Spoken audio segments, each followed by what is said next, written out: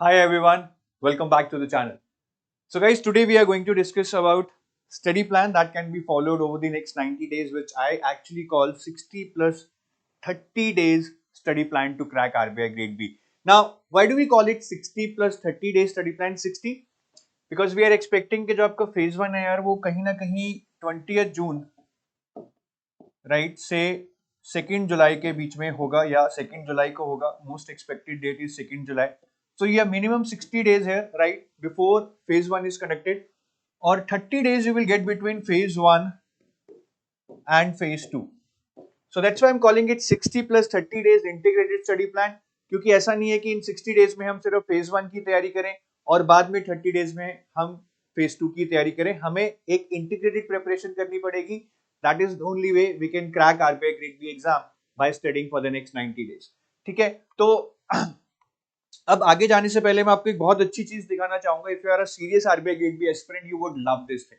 This is comprehensive guide to RBI manager, जिसमें you will get all the information related to RBI. What does RBI do, what are the different departments in RBI, what is the promotion hierarchy in RBI, and with respect to exam also you will get all kinds of information. RBI में क्या phases हैं, grade B exam में क्या phases हैं, what are the different types of subjects are there, what have been the cut-offs in the past years, what is the exact syllabus, what kind of books and resources you need to study. Anything that you know want to know about this exam would be covered in this comprehensive yet compact guide. तो जगह जगह जाके यार 10 videos देखने से भी जो information नहीं मिलेगी वो इस कॉम्प्रिहेंसिव गाइड में मिल जाएगी, which is been made after a thorough research.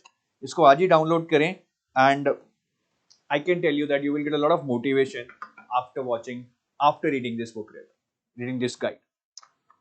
चलिए आगे चलते हैं. सो देखिए, जो भी मैं स्टडी प्लान आपको देने वाला हूं, सबसे पहले now different people have different backgrounds. Some might be from UPSC background, banking background, finance and economics background. So this study plan needs to be customized depending upon their needs. One plan cannot fit all. But even these aspirants who want to customize the study plan, they will get a fair idea as in how to approach the different component, right? As in what can be the different perspectives to cover all these components for your exam. Now, the big question that might be coming to your mind is, and I want to address it at the start itself, is it doable now? मैंने आज सुबह भी session लिया था, उसमें भी यही बताया था, yes and no. Yes, अगर आप सब कुछ छोड़कर शिद्दत से इसकी तैयारी में जुटना चाहते हैं. Obviously if you don't know anything, आपने कभी क्वांट रीजनिंग भी नहीं किया है, आपका ना फाइनेंस कॉमर्स बैकग्राउंड है, ना आप यूपीएससी बैकग्राउंड से, आपने कुछ भी नहीं किया है, पहली बार कॉम्पिटिटिव एग्जाम दे रहे हैं, it is going to be rather difficult for you. Then also it's not impossible. But जो लोग थोड़ी बहुत तैयारी कर चुके हैं, थोड़ा बहुत पढ़ चुके हैं, for them it is completely doable. तो ये आप पे डिपेंड करता है. अगर आप सच्ची शिद्दत से, you are a serious aspirant, you want to give your best, you don't have any self doubt, you are super positive about yourself, आपको पता है कि आप टाइम निकाल लेंगे, because you know that now you will be able to manage your time, and it's not about managing your time, you will be able to manage your focus rhythm. तो अगर आप आप डिसाइड करेंगे, कोई और decide नहीं करेगा, ना ही एग्जाम डेट, ना ही सिलेबस, ना ही डिफिकल्टी, आप डिसाइड करेंगे कि आप ये कर सकते हैं नहीं. अगर आप सच्चे मन से तैयारी करेंगे, आप बेशक कर सकते हैं. And therefore if you have any doubt that you will not be able to do it, don't watch this video, just turn off your mobile or just switch to another video right now. फिर देखने का कोई फायदा नहीं है. And if you want to start ahead कि मैं करूंगा, मैं कर सकता हूं और मैं करूंगा, तो सबसे पहले ये लाइन अपनी नोटबुक में लिख लीजिएगा, that I will give my 100% no matter what. I want you to have a super positive mindset while you start preparing for this exam. Doubt से, सेल्फ डाउट से, इधर उधर के डाउट से कुछ नहीं होने वाला है. ये चीज बहुत जरूरी है. Then only you should proceed head. चलिए अब स्टडी प्लान देखते हैं. What can be a good study plan. मैंने सुबह भी एक सेशन लिया था, उसमें भी ये स्टडी प्लान दिखाया था. Now I would be talking about this study plan in detail. So सबसे पहले तो देखिए, मैंने इस स्टडी प्लान को 4 पार्ट्स में बांटा है to give you clarity, so that we do only limited things at one time. This is very very important. The basic problem with most of the aspirants is that they start doing everything at one go. सबको आधा आधा घंटा दे दिया, एक एक घंटा दे दिया, ऐसे नहीं होता है. Because when you study something, you need to understand the concepts, you need to focus. So आप लिमिटेड थिंग्स कीजिए एक टाइम पे as per these blocks that I have created it for you. And in case you are thinking that first I'll prepare for phase 1 and then for phase 2 after phase 1, that is entirely wrong strategy. This needs to be an integrated study plan. Therefore, you will see here that we are also covering part of phase 1 and phase 2 simultaneously. It's not like कि हम पहले phase 1 करेंगे फिर phase 2 करेंगे, नहीं, हम साथ साथ में करेंगे क्योंकि phase 1 phase 2 दोनों ही जरूरी हैं हमारी सिलेक्शन के लिए. एक की तैयारी करेंगे तो दूसरा हमारा रह सकता है. ठीक है, तो इसको अच्छे से मैं एक्सप्लेन करूंगा वन बाय वन कर कर. मोटा मोटा यही है that in the first block we are covering FM and quant and reasoning. In the second block we are just focusing on current affairs which are important for both phase 1 and phase 2. So here also we are covering the syllabus for both phase 1 and phase 2 along with some revision and practice. And here whatever time we get, I am assuming exam is on 2nd of July most probably. So यहाँ पे आपको जो भी revision के लिए time मिलेगा, practice के लिए time मिलेगा, you should be utilizing that time by revising and attempting mock test. And the rest of the components for phase 2 needs to be done immediately after 2nd of July. You will not have time to wait for your result. So if I start with the first component here, right, that is the management part. Now, why did I pick finance and management here and not ESI? First of all, finance and management is kind of very scoring. And if I talk about management in particular, it is the most scoring component of your entire syllabus, trust me. And you should cover the entire set of chapters. People ask me, sir, management mein what can I leave? What can be more important? Everything is important. If you see the past year papers, you will see के objective questions में कुछ chapters से पूछा गया है, descriptive questions कुछ अलग chapters से पूछे गए हैं. So they will ask you a very balanced paper almost from all the chapters. So सारे chapters करने हैं and it's easy. There is no need to leave anything because every chapter is easy. It is linked to your everyday life. You just need to understand and apply the concept. Moreover, in management, subjective questions, descriptive part, which most of the people are worried about, is super easy because you get straightforward, bookish and theoretical questions. तो बहुत scoring बन जाता है. और जब आप management को पढ़ेंगे, whenever you read any book or even if you read from our course, you will find that there are a lot of theories which are not given in the syllabus. So I would say कि अगर आप motivation या leadership पढ़ रहे हैं, you only first concentrate on the theories which are given in the syllabus. Other theories can be left behind or they should be taken low on priority. और जब भी आप मैनेजमेंट पढ़ें, सपोज आपने एक चैप्टर पढ़ लिया, you should surely attempt at least one question on descriptive writing from that chapter. ये बहुत बहुत जरूरी है. एक नहीं तो दो जरूर कीजिए because that will keep you going. That will at least make you know aware about the whole process of descriptive writing. नहीं तो बाद में बहुत दिक्कत होने वाली है. This will at least build that confidence inside you कि मैं कर सकता हूँ. So this is about the management part. और मैनेजमेंट के लिए अगर आप सेल्फ प्रिपरेशन कर रहे हैं, I would suggest you to use this books. Principles and practices of management by L M. Prasad, organisational behaviour by L M. Prasad and business ethics and corporate governance by B N. Ghosh. और management में you can skip the concept classes if you are reading from our course and you can focus more on the concept notes and quizzes. बाकी finance में I am not asking you to read the entire finance. There are some core chapters which are little difficult to understand, and once you understand them, I think 80% of the effort that is required for finance would be over. तो यहाँ पे वो important chapters कौन से हैं? These are primary and secondary markets, both debt and equity, risk management, inflation, derivatives, bonds, functions of RBI, fiscal policy, and financial institutions like SEBI, RBI, NABARD, NHB, all that. So these are the chapters that you should be doing as in the most core and important chapters of finance. बाकी chapters छोड़ने नहीं है, right? उसके बारे में आपको बताऊंगा. जो बाकी chapters हैं, ये third point देखिए, right? They are not technical. Chapters like financial inclusion, right? Alternate sources of finance, PPP, public-private partnership, role of e-governance, corporate governance, banking system in India, blah blah blah. All these chapters are non-technical, theoretical, which can be covered very easily just by, I would say, reading the concept notes if you are covering it from our course. Otherwise, again, if you are doing self-preparation, you can just focus on reading the text and there is no need to watch any videos to understand it. बाकी subjective questions जो finance में आते हैं, या तो वो बिल्कुल bookish आते हैं स्ट्रेट फॉरवर्ड, या फिर बिल्कुल करंट अफेयर्स बेस्ड आते हैं। जैसे पिछली बार एक क्वेश्चन आया था एलटीआरओ पे, या फिर आरबीआई की रिपोर्ट में से क्वेश्चन आया था। तो आप आरबीआई की रिपोर्ट्स को बहुत अच्छे से पढ़िएगा फाइनेंस में, बिकॉज वहां से डिस्क्रिप्टिव क्वेश्चन आने की है। जो आरबीआई की रिपोर्ट्स है ना, financial stability report and reports and trends in the banking industry, ठीक है। और फाइनेंस में भी आंसर राइटिंग जरूर कीजिए। The more you do, I would से the better it is for you. ज्यादा नहीं तो यार डेली एक क्वेश्चन तो लिखने की कोशिश कीजिए, कुछ ना करने से कुछ करना तो बेहतर है ना, ठीक है। तो ये हमारा फाइनेंस का है, कुछ ज्यादा फैलाया नहीं है हमने। We have been very, I would say, selective in giving you the study plan with respect to finance. और ये आंसर राइटिंग में बार बार कह रहा हूँ, do attempt this, this is very very important. And these are the books for finance, though there are no ready-made books in the market which can help you cover the syllabus, no, line by line. But I think Principles and Practices of Banking by Macmillan Education and Bank Financial Management by Macmillan Education can be a good bet, but you will struggle to understand the concepts given in this book, because these are no written in very plain manner, no examples, nothing. They assume that you have a lot of background in finance while reading these books, so you would have to take help of Google a lot. Then on Indian Financial System by Bharti V Pathak, I would say no. It is a very bulky book. It contains a lot of regulations which are no use of you, so why to waste time on this? Let's move ahead. Then for certain chapters such as fiscal policy, union budget, functions of RBI, this is a book on Indian economy by Ramesh Singh.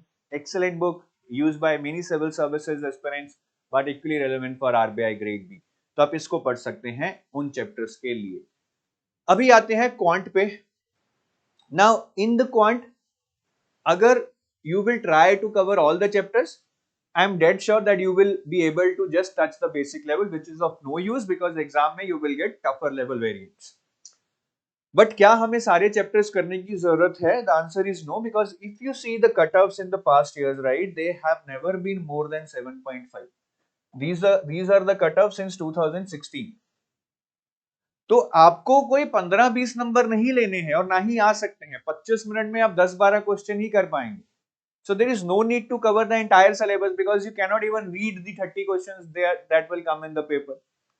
तो rather I would say that कम कर लो यार, B selective, 50-60% syllabus कर लो, that is more than enough. But do quality preparation,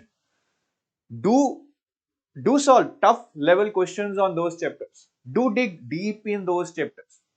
और दो chapter जो मैं बोलूंगा आप जरूर कीजिएगा, वो है number series and quadratic equations. यहां से काफी क्वेश्चंस आते हैं, सो आई थिंक 4-5 नंबर आपके इन दो चैप्टर से आ सकते हैं if you are able to crack those questions in the exam. तो ये क्वांट की स्ट्रैटेजी है। रीजनिंग में भी सेम ही है, you get 60 questions in 45 minutes, नहीं कर सकते हैं आप, ना ही जरूरत है, because if you see the sectional cut off at least in the reasoning has never been more than 50, ठीक है। और जब एग्जाम टफ आया है, आप देखिए sectional cut off has been 8, 9 and 12।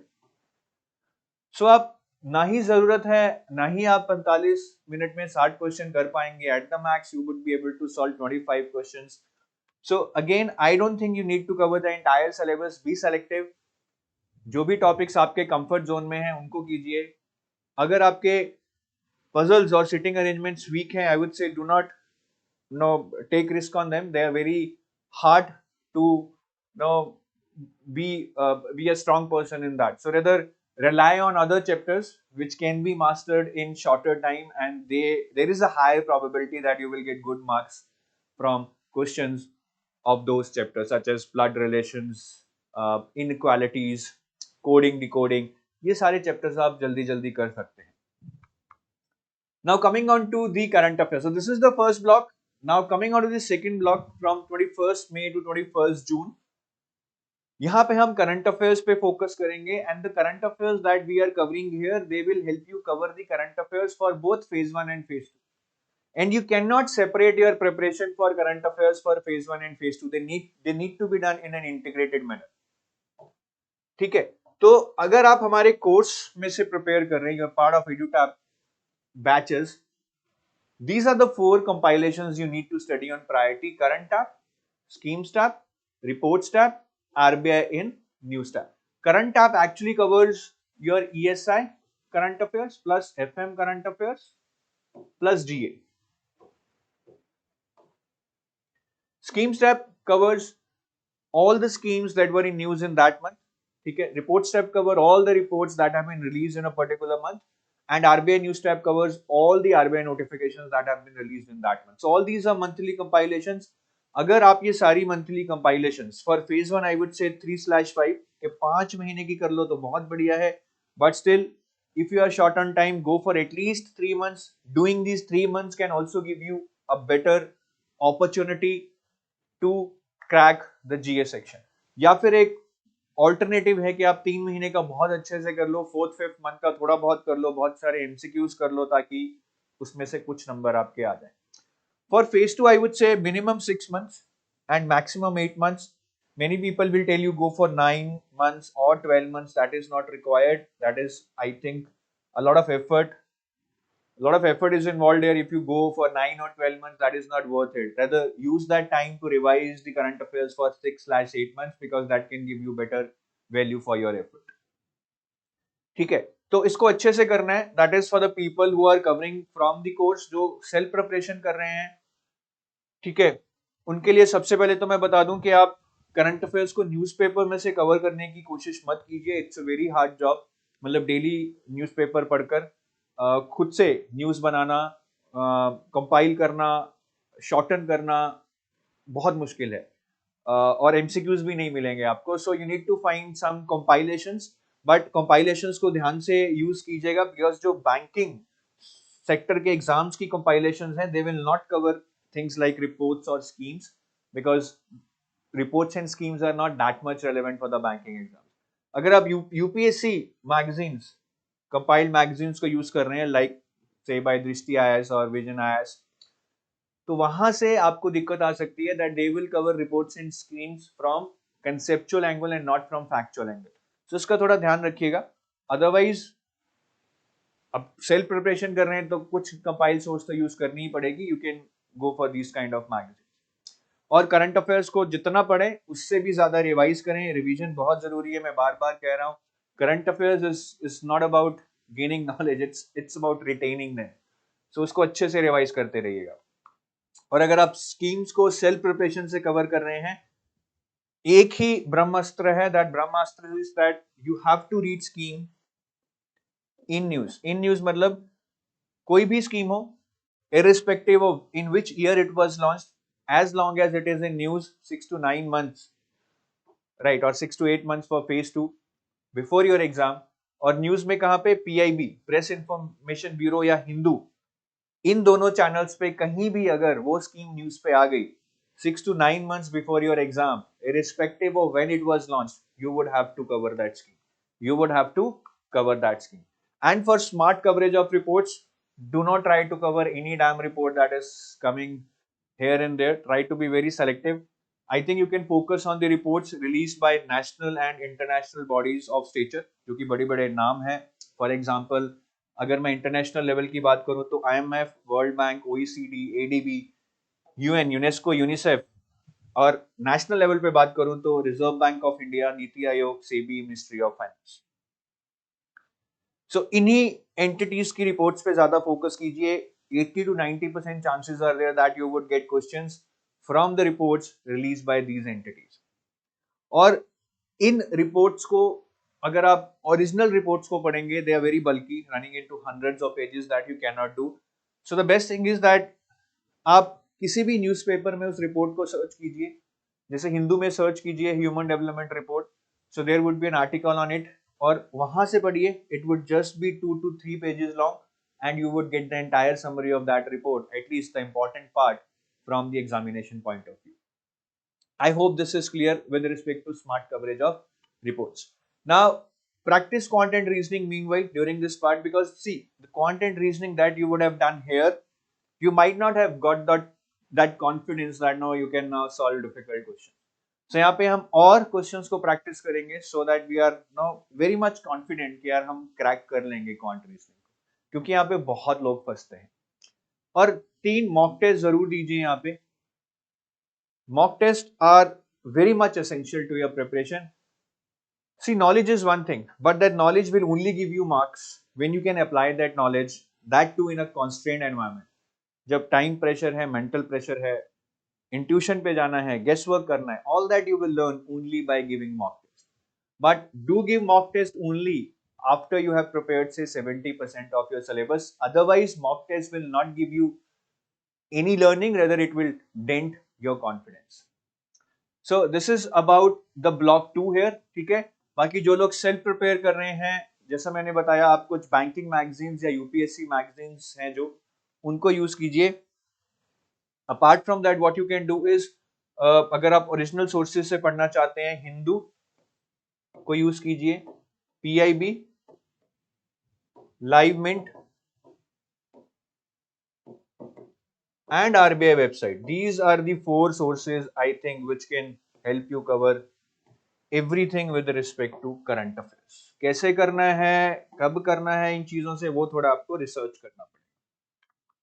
बाकी देखिए 21 जून के बाद अब पता नहीं एग्जाम कब हो जाए, 25 को हो जाए या 21 को ही हो जाए, 20 को हो जाए. So we don't know exact amount of time that you will get. But again lot of speculation is there that exam is on 2nd of July. तो जो ये आपको टाइम मिलेगा, यहाँ पे 10-12 दिन मिलेंगे, वहां पे दबा के मतलब पूरा स्पीड पे you have to revise all the current affair. Revision is important. आप एग्जाम के बाद आकर एक ही चीज कहेंगे सर रिवाइज नहीं किया, नहीं तो सारे क्वेश्चन आते. सो वैसा मत कीजिएगा. Revision revision revision is a mantra. और यहाँ पे 5 मॉक टेस्ट और दीजिएगा which is very very important. Total 8 हो जाएंगे आपके, अच्छे हैं. और कई लोग बहुत ज्यादा मॉक टेस्ट देते हैं, उनको मैं यही बोलूंगा कि यार 15 से ज्यादा मत दीजिएगा. ठीक है, so this is till here. ठीक है, उसके बाद हमारा फेज 1 हो जाएगा. एंड आई एम श्योर कि अगर आप इसको अच्छे से फॉलो करेंगे, यहां से आप सीधा जाएंगे यहां पे, that is you will get qualified for your phase 2. अब फेज 2 में क्या करना है, इन बेसिकली 25 दिन में you have to do a lot. It is again not going to be easy, but it's not impossible. People have done it in the past. अगर आपने कूदा है, आप कर सकते हो, तो आप कर लोगे. ठीक है, it's all about being confident about yourself and giving your 100%. तो यहाँ पे सबसे पहले हमें करनी है descriptive English, the most easiest part I would say. करना कुछ नहीं है. फर्स्ट ऑफ ऑल इस assumption में मत रहना that you are good at writing essays, precis और कॉम्प्रिहेंशन. नहीं, लर्न द टेक्निकलिटीज. आधे लोगों को तो यही नहीं पता है कि प्रेसी और कॉम्प्रिहेंशन में फर्क क्या है, एक अच्छा इंट्रो और बॉडी और कंक्लूजन कैसे लिखते हैं, ये आपको सीखना पड़ेगा. So do watch some good videos on this, चाहे कोर्स से चाहे सेल्फ प्रिपरेशन, दोनों से आप कहीं ना कहीं से मिल जाएंगी. And watch them 3, 4, 5 times till the time you get those concepts ingrained in your mind. And once you do that, then it's time to practice. How? Read editorials from financial, that is say Live Mint or Hindu. Once you have read an editorial after 3 days, why? Because no, I want you to wait for some time so that you can express yourself rather than just vomiting the content. After 3 days, you type, do not write, type in the notepad. Microsoft word में नहीं, notepad पे कीजिए, because exam में आपको auto correction feature नहीं मिलेगा जो Microsoft word में है, तो नोटपैड में ही लिखिए. And even no while you are writing this, if you feel के यार टाइम में नहीं लिखा जा रहा है, it's okay. I mean do start by taking your own time. आप ऐसे को अगर से 40 मिनट भी ले रहे हैं, दैट्स ओके. टाइम लिमिट इतना बड़ा कॉन्स्टेंट नहीं होना चाहिए स्टार्टिंग में, but gradually you would have to no bring it down. And in the start, if you find that writing the content read in the editorials is tough, start with some easy topics. Now anything about your life, about your neighbors, about your friends. The idea is to get started on writing. We are not in habit of writing. The idea is to become habitual to that. तो ये सबसे जरूरी है. एक बार ये आ गया, time वाइम सब handle हो जाता है. और जो भी लिखे हैं उसको grammarly.com पे लेके जाएं, पेस्ट करें grammarly.com पे एंड सी योर एरर्स. बहुत सारे स्पेलिंग, ग्रामेटिकल और पंक्चुएशन एरर्स मिलेंगे, उनको अच्छे से हैंडल करो, पहली चीज. दूसरी, इसको करने से you will be able to build your typing speed. Third is, इसको करने से you will be able to write in structured and link manner, because editorials बहुत स्ट्रक्चर्ड होते हैं. Fourth is, you will enrich your content. Editorial पढ़ के तो यार मतलब गधा भी बाप बन जाता है. You will B enriching your content so much which will give you literally high value content to be written in your exam. तो इसको जरूर कीजिएगा.